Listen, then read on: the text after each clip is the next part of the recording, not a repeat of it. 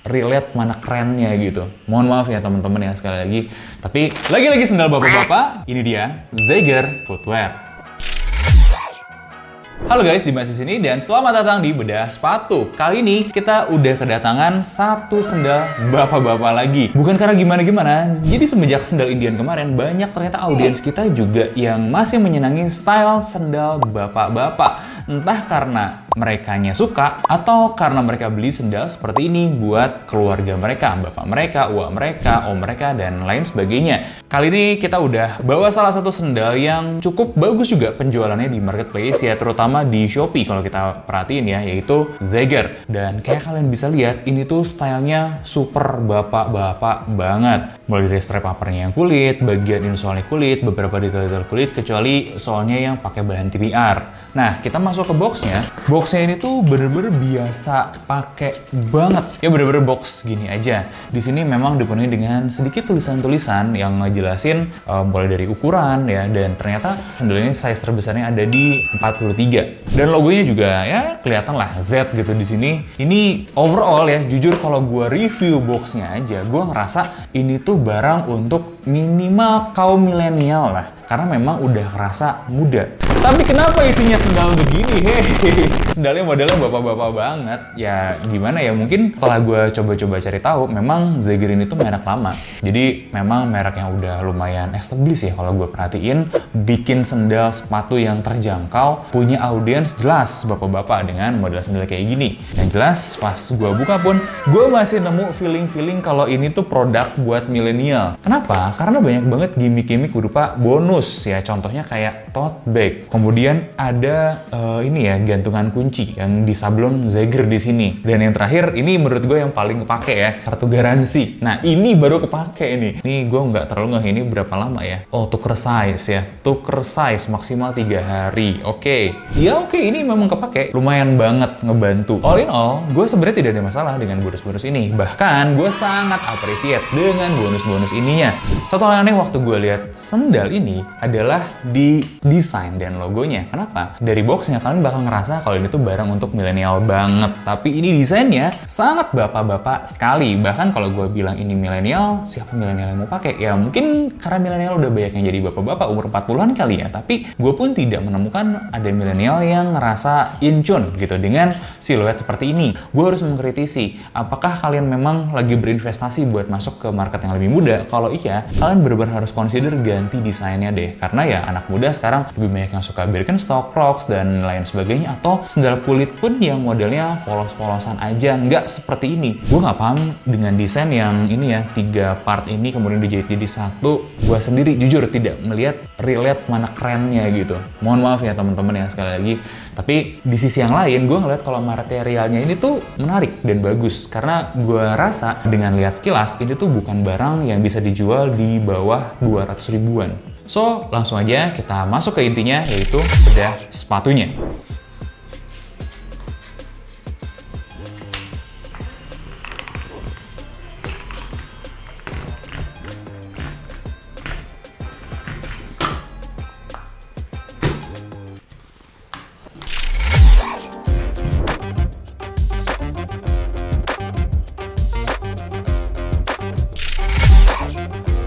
Mulai dari bagian uppernya, gue punya ekspektasi lebih sebenarnya ya di uppernya dan insole-nya ini. Kenapa? Karena feel-nya tuh bener-bener udah kulit asli banget nih. Makanya gue udah coba tes aseton dan tes bakar, dimana hasil tes aseton untuk bagian upper itu menunjukkan kalau kulit ini adalah kulit asli ya, tapi finishingnya agak tebel kalau dibandingkan dengan insole-nya.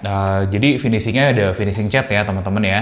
Kalau gue perhatiin, ini kemungkinan besarnya adalah kulit yang di amplas ya, terus kemudian dikasih finishing berupa cat gitu di atasnya dan dicetak bentuk pori-porinya. Memang kulitnya asli teman-teman ya, bukan kulit yang terbaik, tapi masih bisa diterima teman-teman ya, apalagi di price point-nya. Selanjutnya kalau kita lihat agak ke bawah, ini resultnya kayak gini nih. Ini ternyata ada bagian dalamnya, liningnya juga kulit dengan kualitas sama dengan uppernya. Kemudian di dalamnya dikasih busa. Inilah yang bikin feel-nya itu waktu kalian pegang uppernya empuk sekali. Karena memang busanya empuk, lumayan inilah kalau kalian bisa lihat ya. setebal ini busanya. Lanjut ke bagian insole-nya, dimana insole-nya ternyata punya kualitas kulit yang menurut gue nih lebih bagus. Ini kalau kita tes pakai aseton, cuman sedikit finishing yang lepasnya. Insole-nya ini memang lebih enak daripada uppernya. Ya, dimana uppernya tuh kerasa lebih kurang lembut lah pokoknya kalau dibandingin sama si insole-nya ini. Memang ya, insole ini enak sih, enak banget gitu kalau dipegang. Jadi gue mau bilang good job buat pemilihan material, masih oke di harganya dengan kualitasnya. Fair enough lah. Kemudian untuk konstruksinya, kita bakal breakdown satu persatu. Jadi teman-teman, Zeiger ini punya upper dilapis kulit di atas dan di bawahnya, kemudian dimasukin busa. Nah, ujung-ujungnya ini ditekuk jahit di bawah insole-nya. Ya, khas lah seperti sendal-sendal kulit pada umumnya. Nah, jahitnya kemana? Kalau kalian bisa lihat, konstruksi si sole-nya ini tuh ada beberapa lapisan. Lapisan pertama, insole. Lapisan ke bawahnya ada sebuah busa, ya, lapisan busa yang putih di sini. Ini kalau gue bilang materialnya mirip sama busanya pakaian dalam ya.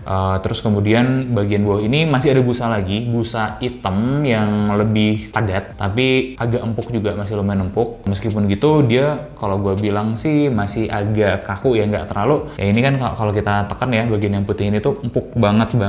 Ya ini yang hitamnya nggak terlalu. Setelah busa 2 lapisan, barulah di bagian ininya outsole-nya. Outsole-nya itu dibikin dari bahan TPR. Dimana kalau dari pengamatan tim kami, bagian outsole-nya ini lebih banyak komponen plastiknya daripada rubbernya. Dan itu berujung pada resiko patah ya di sininya. Setelah beberapa waktu, TPR itu memang biasanya jadi agak mengeras dan dia suka patah di bagian yang sering ketekuk. Ini terjadi berapa lama? Biasanya 3-5 tahunan, atau kalau kalian cukup apik sih mungkin bisa di atas 5 tahunan gitu ya. Tapi itu salah satu risiko yang muncul ketika kita pakai bahan TPR. Lemnya oke loh, gue nggak bilang bagus, tapi ini cukup oke sih lemnya ya. Awalnya agak khawatir nih si lemnya bakal lepas cepat, ternyata nggak juga. Gue siram aseton pun belum tertarik dengan baik gitu ya. Jadi buat kalian yang agak brutal gitu ya pakai sendalnya, sebenarnya sih ya kalau menurut pengamatan gue nggak usah terlalu khawatir sama lepas atau jebol lemnya, kecuali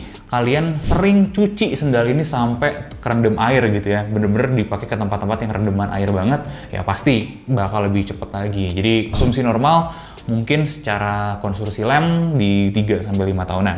Nah, si strapnya tadi itu ditempelinnya itu di bawah busa yang hitamnya ini. Dan lumayan oke ya dari segi konstruksi lemnya. Gue nggak tahu mereka pakai lem apa, tapi gue bilang mereka cukup oke buat dari segi lemnya. Kemudian kita juga harus bahas soal solnya, dimana solnya ini kan ya tonjolannya cukup tipis ya, dan kalau gue perhatiin ini tuh kok kayak kurang meyakinkan gripnya. Ternyata setelah ya kita coba, gripnya cukup oke loh buat permukaan-permukaan yang licin, tapi jangan berharap licinnya itu kayak licin lumpur. Nah, kemudian gue pribadi lebih penasaran sama hal yang lain dari sendal ini, yaitu keempukan dan kelenturan. Jadi kalau kalian pengen tahu selentur apa sendal ini sendalnya bisa gue lipet sampai segini. Kalau kalian ngomongnya sendal kulit ya, jarang banget ada sendal kulit yang punya kelenturan sampai segini. Biasanya emang agak keras. Ya nggak gampang lah ya buat ditekuk-tekuk. Ini tuh ketekukannya bener-bener mudah. Effortless banget gue nekuknya. Kalau kita cek secara durometer hasilnya seginian ya. Dari atas itu 40-an lebih, dan untuk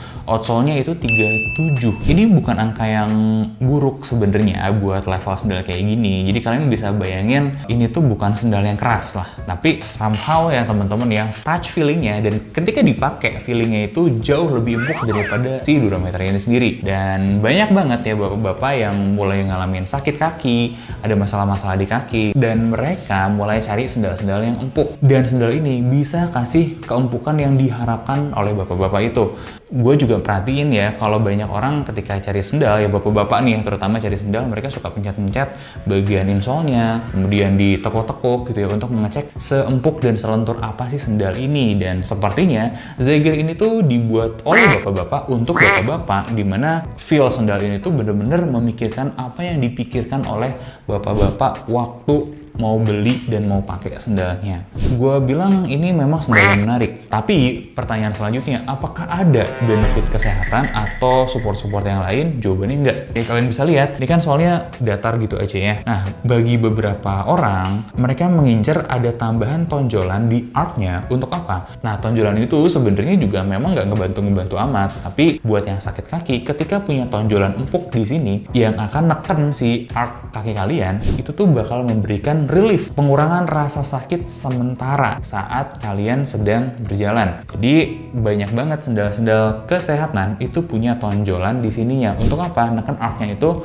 untuk mengurangi rasa sakit. Dan si Zager ini nggak punya, minusnya sih di situ ya. Tapi untuk support yang bener-bener supportnya, ya biasanya sebenarnya sendal itu tuh perlu memenuhi dua kategori. Yang pertama sebenarnya adalah dengan fitnya. Ya, fitnya itu harus cukup wide, cukup lebar sampai nggak squeeze ya, nggak ngegencat si kaki usernya. Dan Zager ini kalau gue perhatiin cukup lebar dan cukup akomodatif buat segitu. Jadi good job ya Zager. Dan yang kedua, support untuk arc-nya tidak kolaps, dimana biasanya itu dibantu dengan ngasih alas-alas yang kaku gitu ya teman-teman ya. Beberapa bahkan kasih alas yang cukup keras, atau kalau kita lihat sepatu kulit atau sepatu-sepatu yang tipis, mereka suka naruh shanks atau pelat besi di sana untuk ngejaga arc-nya biar tidak kolaps. Dan di sini enggak, bahkan gue harus note ya teman-teman ya, kalau teman-teman yang punya masalah kaki di mana arc-nya udah kolaps, punya masalah flat foot, plantar fasciitis, gue tidak merekomen sendal ini. Kenapa? Meskipun rasanya empuk, tapi tidak membantu sama sekali ke kondisi-kondisi kaki kalian. Baiknya coba ngobrol dulu sama dokter ortopedi, sendal seperti apalah yang cocok dengan kaki kalian yang sudah seperti itu. Nah, finalnya gue ngerasa Zager ini tuh sebenarnya adalah merek lama ya, merek-merek kayak kelas-kelas Cibaduyutan yang mulai naik level, jualan online, mulai keterima di berbagai kota di Indonesia, bukan di daerah-daerah tertentu aja, dan sedang berusaha buat berkembang banget. Dan akhirnya mereka punya keputusan buat menjangkau anak muda. Nah, gue nggak tahu itu benar atau salah, tapi itu feel yang gue lihat waktu gue pegang dan bongkar-bongkar produknya. Walhasil, positioning si Zager ini tuh nanggung, pakai banget lagi. Dimana sendal ini tuh sebenarnya bakal disukain sama banyak kalangan ya dari segi eksekusinya mereka, tapi modelnya, price point-nya, kemudian beberapa hal detailnya gitu ya, itu tuh bikin anak muda jadi kurang suka. Dan bapak-bapak pun lagi gue pertanyakan, mungkin mereka suka dengan sendal ini, tapi kurang dapat benefit dari si sendal ini. Akhirnya si bapak-bapak ini pun pindah ke sendal tanda kutip kesehatan yang banyak di mall-mall misalnya. Artinya Zager itu sebenarnya dalam posisi terjepit teman-teman, nggak tahu mau harus kemana. Saran gue sih kalau memang mau fokus ke sendal bapak-bapak, kenapa nggak teman-teman di Zager ini bisa riset seperti apa sih sendal-sendal what so called kesehatan yang dijual di mall-mall dengan harga sekitar 1 jutaan. Nah, terakhir gue akan kasih rating sendal ini di angka 6,5 karena dari segi material sudah cukup baik, tapi untuk dari segi kenyamanan, dari segi model itu masih agak kurang, dan secara eksekusi pun masih agak bisa lah diperbaiki lebih lanjut lagi. Nah, coba teman-teman komen di bawah sendal apa lagi yang harus kita review ke depannya, dan jangan lupa like, komen, dan subscribe. Sampai ketemu di bedah sepatu selanjutnya.